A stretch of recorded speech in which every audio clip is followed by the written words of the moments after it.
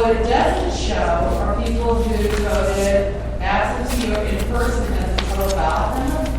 So, like, I'm not even shown as voting because I voted in person, or early voting. So sometimes those numbers are a little bit off. Yeah.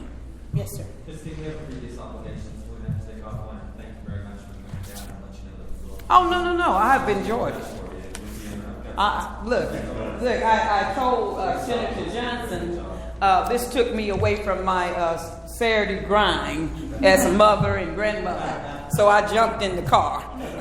So when they call me and say, "Can you watch your grandson?" Gotta go. I'll catch y'all later. When you coming back? Oh, it's gonna be late. They probably gonna ask a lot of questions. Make sure you sign the sign-in sheet, because what we're going to do is I'm going to send on, and I did not make copies of it, but I'm going to send everyone a copy of the Precinct Leadership Volunteer Guidebook. I'm going to send that to every one of you, along with the resources. I'm going to ask Liz to, along with the resources that she gave you, to send all that information to you, so it will be at your disposal, okay? I am finished at this point. I'm going to allow my senator, I still call her my senator, Senator Connie Johnson, to come forward. And thank you so much for having me. That was wonderful. Questions and answers. If you have any questions as Senator Johnson comes up. Well, and if we break now, they'll leave. So, really quickly, I want to say thanks to Christine. I think she made it very plain. The role Very that informative. you can play as a precinct officer. I think she's also, if you read through this information, it's got a lot more that she didn't talk about, and especially this whole concept of breaking it down either further to block captains. Yes. That is available to you as a precinct officer. It's an easier way. It gets you out there knocking doors, figuring out who these people are, but think smaller. And then just try from a block captain to a neighborhood captain or anything. But precinct has, on average, how many people in it, Christine? About 1,900 people. Yes. And there are so many precincts in Tulsa, right? So you have to know and try to work and interact with those 1,900 people in that precinct. Some will be Republicans, some will be unregistered, some will be Democrats. But it's up to you as the chair to figure out who those are. We can help through the state with the van that actually gives you the names. And what Mr. Knox was talking about is even better insight in terms of what you can do with the county election board without having the benefit of the van. Because there was some drama about the van in the Democratic Party. We just keep it honest up in here. Because those are challenges. Is that an information packet or? It is a listing. It's a voter assist access network. The van. It has the listing of every voter in the state of Oklahoma. Now, the van itself is something that is contracted, that we contract with the state, the National Democratic Party to work on. Okay. And so it's proprietary. And so we have some rules about how you access it. We have some broken rules. Can precinct officers access it? Precinct officers can access the van for their precincts. Okay. As vice chair of the party, I can access the van for the state. All right. But where we had a problem was new people running against incumbents did not have equal access to the van. Oh. And there's something wrong with that policy, but I don't want to think talk so. about that. That's the different. politics of the party. That's You different. got politics, and then you have party politics. Mm-hmm. And you can't avoid them. You're gonna deal with both of them, because I'm a Democrat. I cannot be a Republican, so I'm willing to be involved in the party politics and still fight. Christine talked about this thing right here. This slide to me. It doesn't just suggest registration opportunities. High density areas suggest vote by mail opportunities, because people just don't vote. So I want to close out, and then there's one question that I wanted to expand on that someone asked Christine about. What do you do when your precinct chair is not meeting? If you're a secretary or the vice chair, there's this process, a due process called 3 times. You document and ask that chair to have a meeting 3 times. And the way you document it is send a copy to the state party secretary. As precinct officers, secretary, vice chair, you always communicate whatever happened to the state party secretary so there's a record of it. Trust me, you want to do that. If you didn't write it, it didn't happen. Okay? So you ask this chair, can we meet? Send them a letter.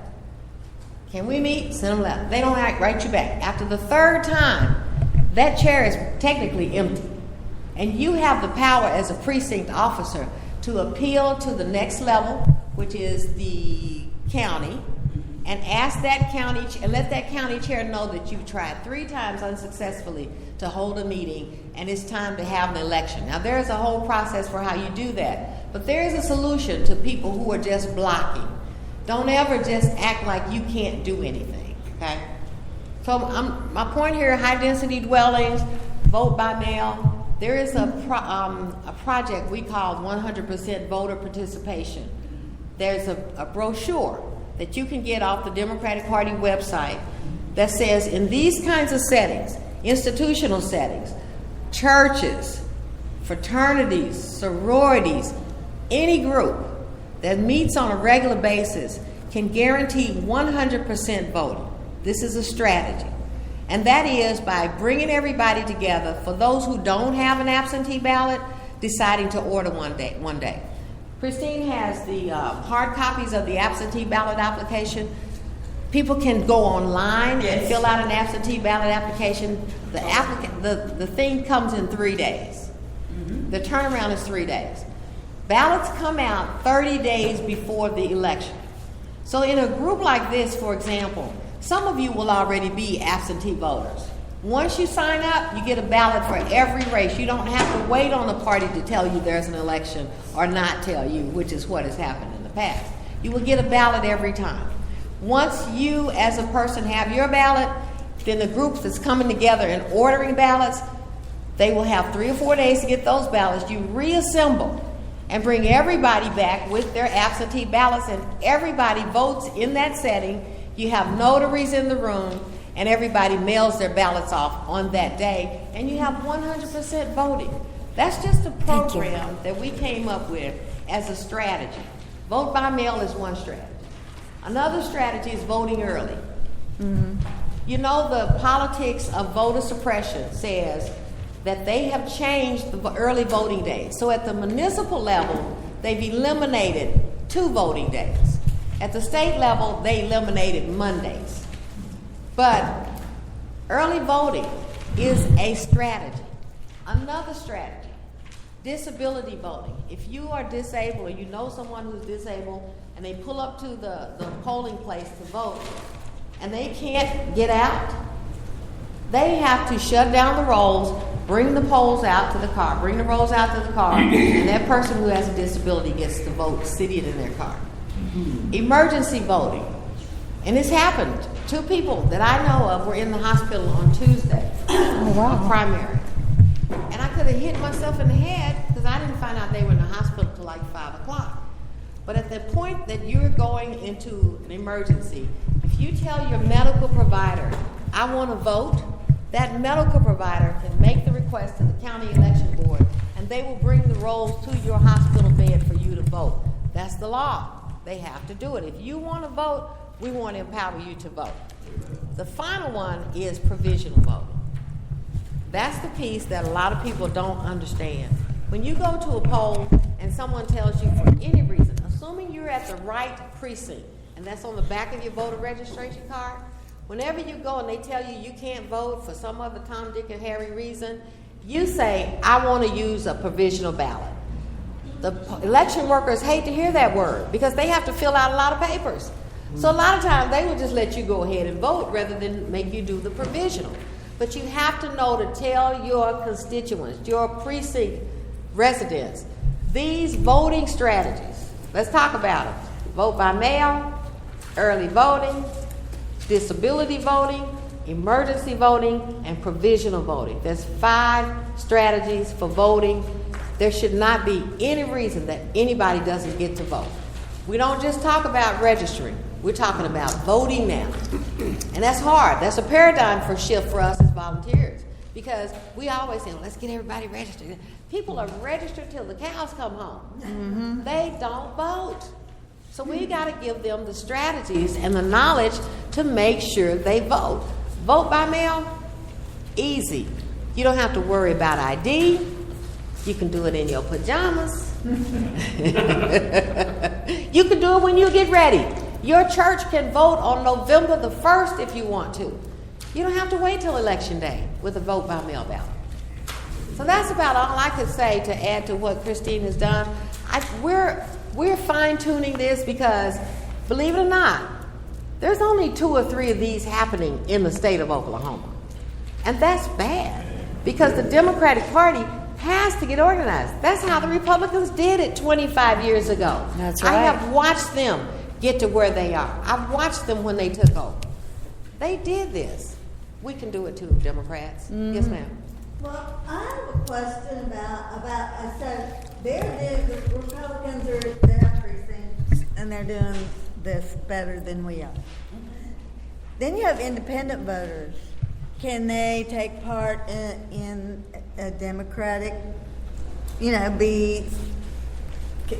involved in the Democratic precinct stuff? So can they have their own, or they just, could they have precinct organization for independents? Or They could.